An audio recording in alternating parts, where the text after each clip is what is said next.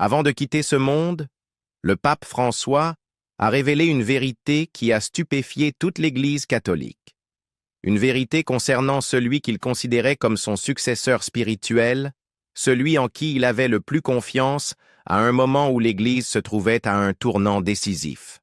Cette personne, c'était le cardinal Luis Antonio Tagle, qu'il appelait parfois d'un nom spécial, le berger de la miséricorde.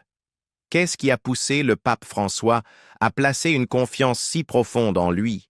Et cela pourrait-il constituer l'héritage final qu'il laisse à l'Église? Plongeons dans cette histoire jamais racontée. La vérité que le pape François a révélée au sujet du cardinal Tagle, juste avant que ses yeux ne se ferment pour la dernière fois.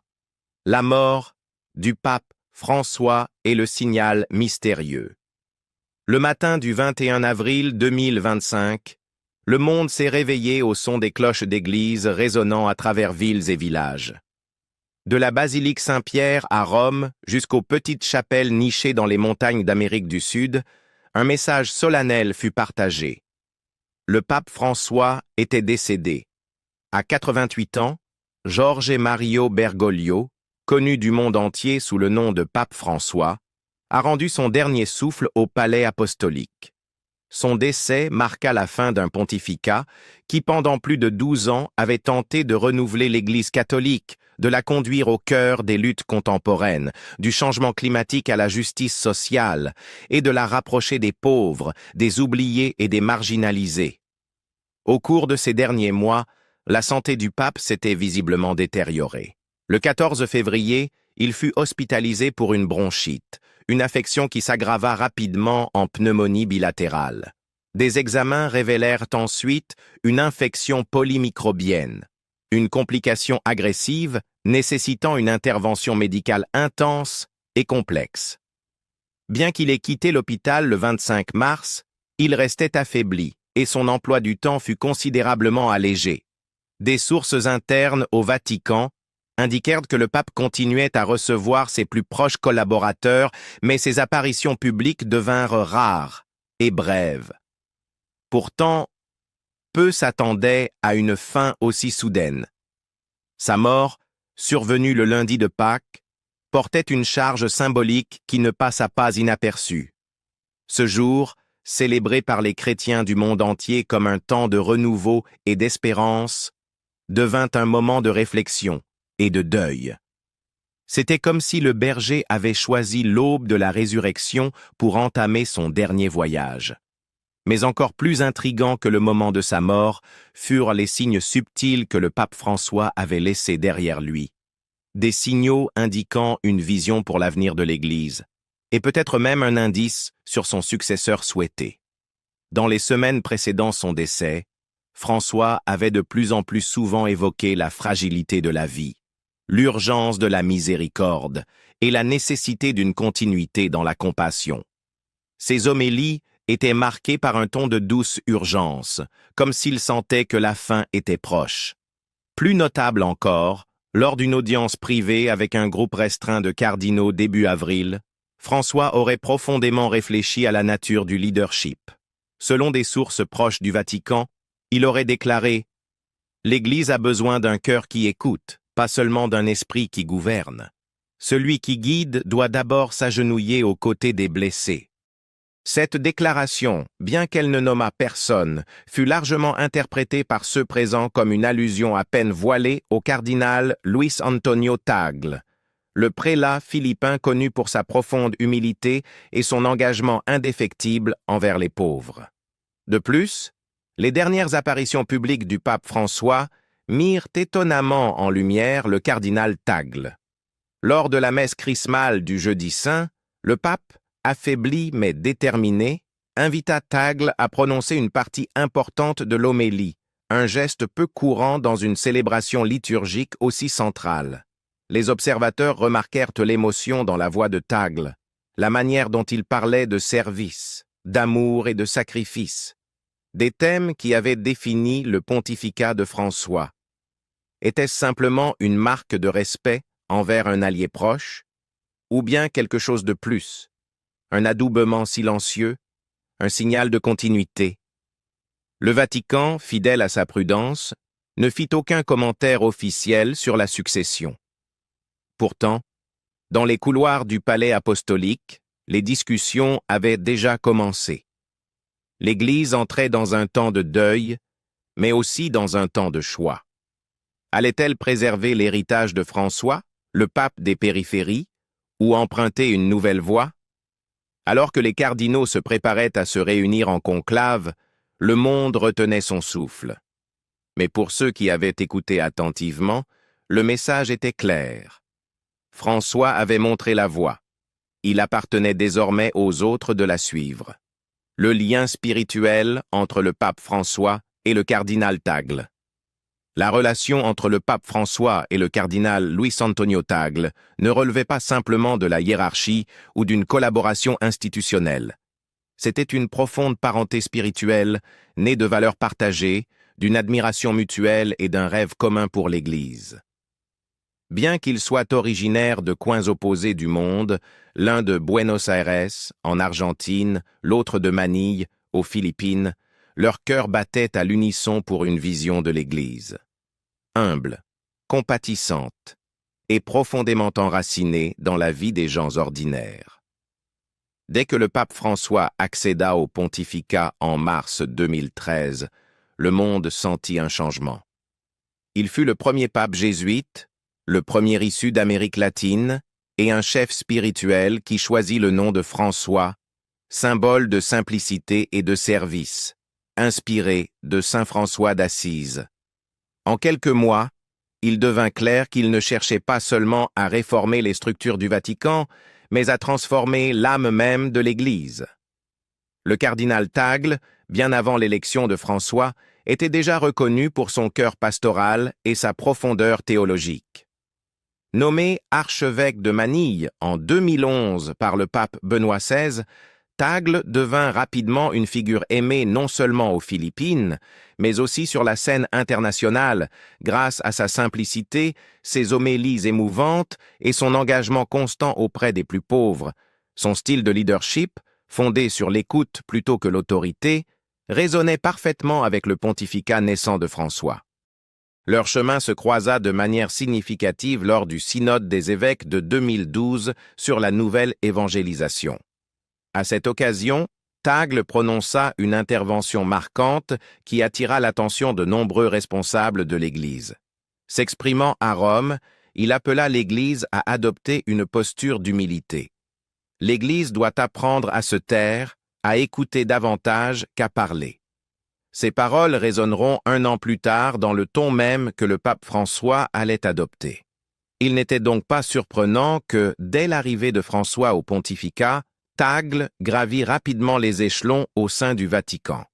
Le pape voyait en lui un esprit frère, quelqu'un qui incarnait l'idée d'une « Église pauvre pour les pauvres ». En 2015, Tagle fut nommé président de Caritas Internationalis, le principal organe humanitaire de l'Église, actif dans plus de 160 pays. Sous sa direction, Caritas renforça ses missions dans la lutte contre la pauvreté mondiale, le changement climatique et les crises migratoires, des priorités chères au pape François, notamment dans son encyclique Laudato Si. Mais leur lien allait bien au-delà des fonctions. Tous deux rejetaient le cléricalisme, cette idée selon laquelle les prêtres et évêques formeraient une caste supérieure. Ils prônaient une église de service et non de statut.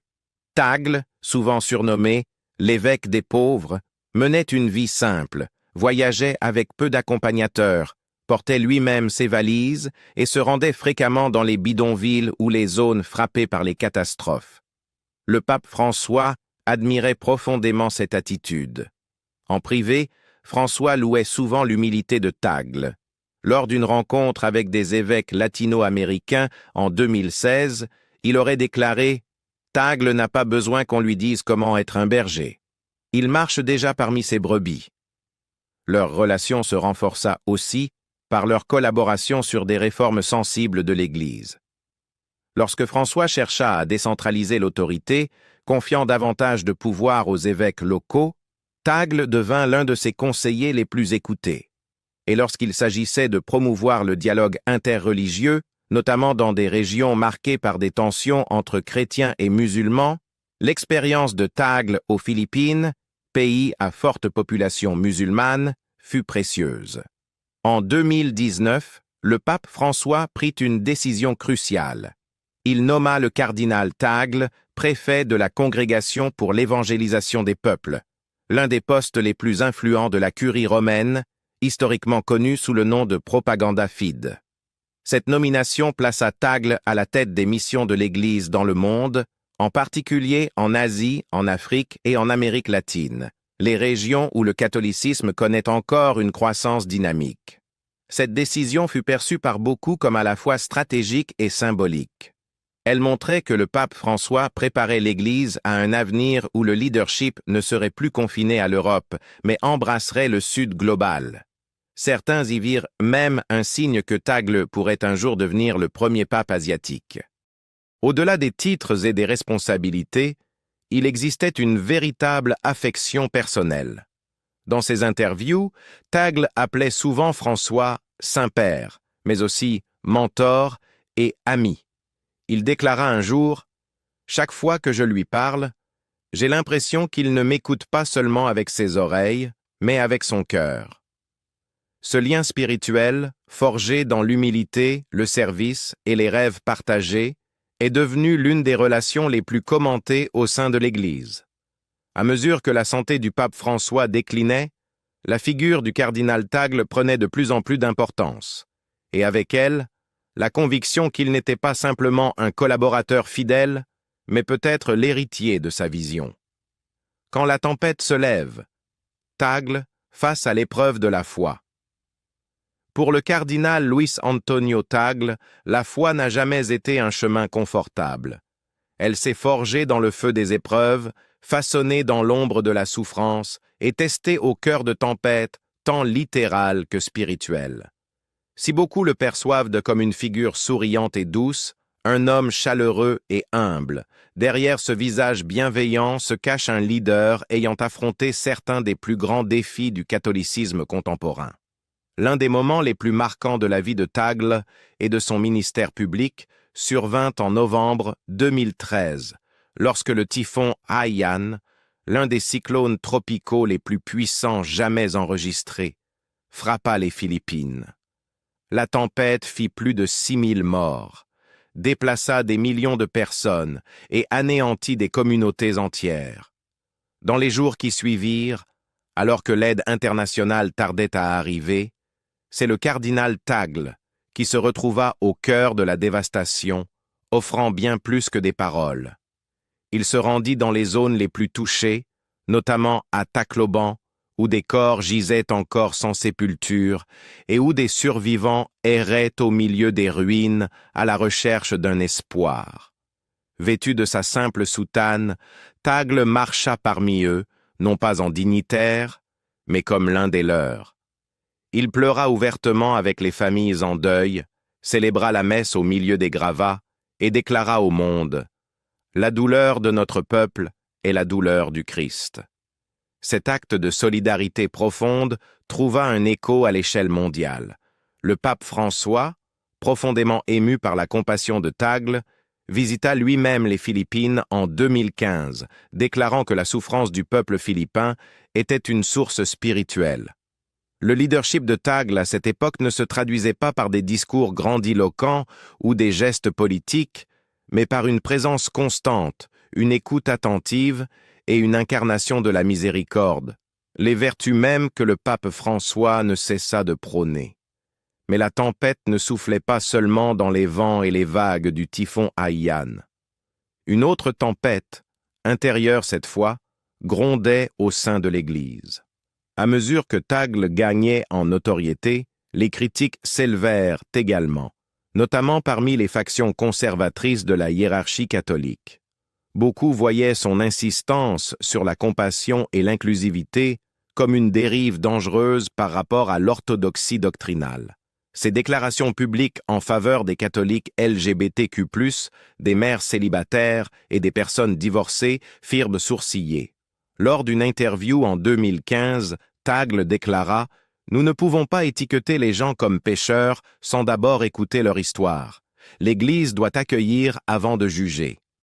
De telles positions le placèrent en porte-à-faux avec les traditionalistes, qui estimaient que les enseignements moraux de l'Église étaient en train d'être dilués au nom de la popularité. On l'accusa d'être davantage un pasteur qu'un gardien de la doctrine, un homme plus soucieux des émotions que de la clarté théologique.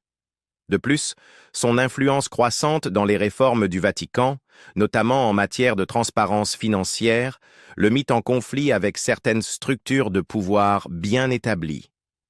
En tant que président de Caritas Internationalis, Tagle plaida pour une plus grande responsabilité dans la gestion des œuvres caritatives de l'Église. Il demanda des rapports plus détaillés sur l'utilisation des fonds, notamment dans l'aide humanitaire, arguant que l'Église devait être pure non seulement dans sa mission, mais aussi dans ses moyens. Cette position suscita de fortes résistances de la part de certains responsables de la Curie, qui voyaient dans ces initiatives de transparence une menace à leur contrôle de longue date sur les finances du Vatican. En coulisses, on murmurait que Tagle était trop idéaliste, trop naïf pour les rouages impitoyables de la politique romaine. Et pourtant, à travers toutes ces tempêtes, Tagle resta inébranlable dans sa foi. Il citait fréquemment Philippiens 4,13 « Je puis tout en celui qui me fortifie ». Son calme, presque serein face à la controverse, devint l'une de ses marques distinctives. Il refusa de s'engager dans des disputes publiques, préférant écouter, prier et guider par l'exemple. En 2019, lorsque le pape François le nomma préfet de la Congrégation pour l'évangélisation des peuples, beaucoup y virent à la fois une reconnaissance et une mise à l'épreuve. Ce poste, surnommé le Pape Rouge, conférait à Tagle l'autorité sur l'activité missionnaire de l'Église dans le monde. C'était une fonction qui le plaçait au cœur même des régions où l'Église connaît une croissance vigoureuse, l'Asie, l'Afrique et l'Amérique latine, des territoires jeunes, dynamiques et de plus en plus centraux dans l'identité catholique.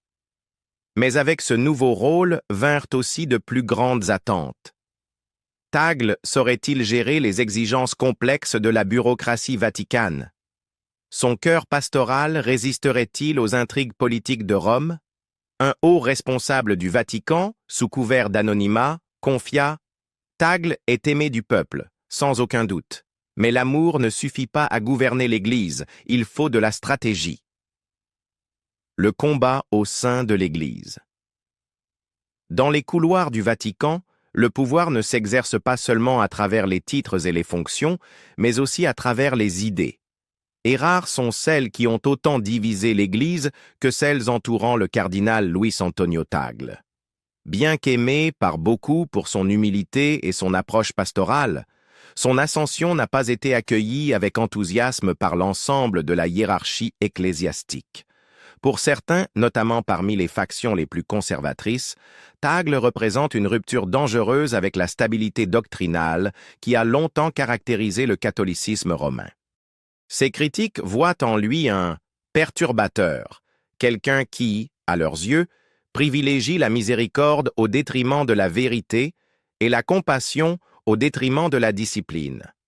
Son soutien public à la communauté LGBTQ+, sa volonté de dialoguer avec les catholiques divorcés et ses appels à une plus grande inclusion ont suscité des accusations selon lesquelles il diluerait les enseignements moraux de l'Église. Dans une interview de 2015, Tagle critiquait ouvertement le traitement historique des groupes marginalisés par l'Église, déclarant « Beaucoup se sentent étiquetés, jugés et exclus. Nous devons ouvrir nos cœurs et nos portes. » De telles déclarations, bien accueillies par les catholiques progressistes, ont provoqué de vives réactions de la part des traditionalistes. Certains théologiens conservateurs influents affirment que l'approche de Tagle risque de transformer l'Église en simple institution de services sociaux, au lieu d'être la gardienne des vérités éternelles.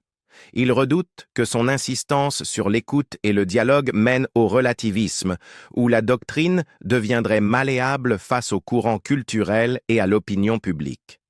Au cœur de cette tension se trouve le cardinal Pietro Parolin, secrétaire d'État du Vatican depuis 2013. Diplomate chevronné et administrateur expérimenté, Parolin incarne les valeurs de la continuité institutionnelle et de la réforme mesurée. Contrairement à Tagle, souvent perçu comme un visionnaire pastoral, Parolin est vu comme un pragmatique, un homme qui maîtrise les subtilités du gouvernement Vatican et l'importance de préserver l'autorité de l'Église dans un monde en perpétuelle mutation. L'influence de Parolin au sein de la curie est considérable. Deuxième personnage le plus puissant après le pape, il a joué un rôle clé dans la négociation d'accords internationaux, dont l'accord controversé de 2018 avec la Chine sur la nomination des évêques. Si certains ont salué cela comme une avancée diplomatique, d'autres y ont vu une concession face à l'autoritarisme. Quoi qu'il en soit, la capacité de Parolin à manœuvrer dans la sphère géopolitique a renforcé sa stature auprès de ceux qui privilégient la stabilité plutôt qu'un changement radical. Le contraste entre Tagle et Parolin illustre une lutte idéologique plus vaste au sein de l'Église. Faut-il adopter une identité plus inclusive et missionnaire, ou bien réaffirmer le socle doctrinal traditionnel? Les partisans de Tagle soutiennent que l'Église doit aller vers les périphéries, comme le répétait souvent le pape François, tandis que le camp de Parolin estime que sans un centre solide, l'Église risque de perdre son âme. Ce combat n'est pas purement théorique. Il façonnera l'avenir de l'Église. À l'approche du conclave, le choix entre la vision d'un renouveau compatissant porté par Tagle et l'attachement prudent à la tradition défendue par Parolin déterminera non seulement qui portera la soutane blanche, mais aussi quelle Église le monde verra dans les décennies à venir. L'héritage final. Le murmure d'un pape. Avant de rendre son dernier souffle, lors d'une prière à la basilique papale Sainte-Marie Majeure, le pape François murmura à ceux qui étaient les plus proches de lui, « Si vous voulez savoir qui comprend le cœur de l'Église, regardez Tagle. Il porte en lui le souffle de l'amour. » Bien qu'il n'ait jamais fait de nomination officielle, ses paroles résonnaient comme un héritage, un message laissé derrière lui. Le pape François croyait que Tagle pouvait poursuivre son rêve inachevé, une église pour les pauvres, une église qui écoute. Aujourd'hui, alors que le conclave des cardinaux se prépare à se réunir, la question de la succession ne se résume pas à choisir une personne. Il s'agit de choisir une voie. L'Église poursuivra-t-elle le chemin de la miséricorde ou reviendra-t-elle au refuge de la tradition? Tagle, le premier Asiatique à avoir une réelle chance de devenir pape, porte avec lui non seulement un espoir, mais aussi un défi pour une Église longtemps dominée par l'Europe. Avant de quitter ce monde, le pape François n'a pas laissé une liste, il a laissé l'amour. Et cet amour, il l'a vu en Tagle. Désormais, le monde catholique se trouve à la croisée des chemins. Il ne s'agit pas seulement de choisir un homme, mais de choisir une direction. Et vous, qu'en pensez-vous? Tagle pourrait-il devenir le pape de l'amour, de la guérison? Ou bien l'Église choisira-t-elle une autre voie? Partagez vos pensées, car la vérité, parfois, ne se crie pas. Elle se murmure au moment le plus juste.